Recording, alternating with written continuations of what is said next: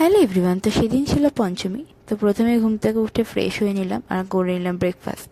তারপর সময় চলে আসলো স্কিন কেয়ার করার, বিকজ পুজো স্কিন কেয়ার তো করতেই হবে একটু।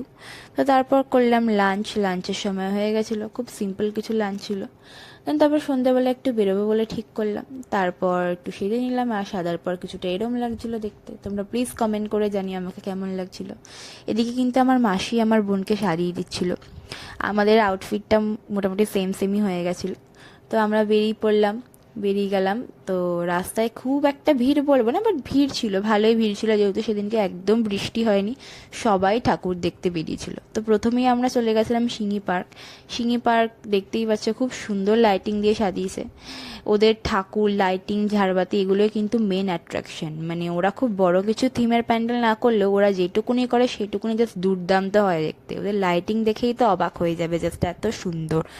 তো তারপর আমরা একটু ফুচকা খেয়ে নিয়েছিলাম, তারপর চলে গেলাম মেঘডালিয়া ঠাকুরটা দেখতে। ওটাও দেখলাম, দেখার পর খেয়ে নিলাম একটু কোল্ড ড্রিঙ্কস।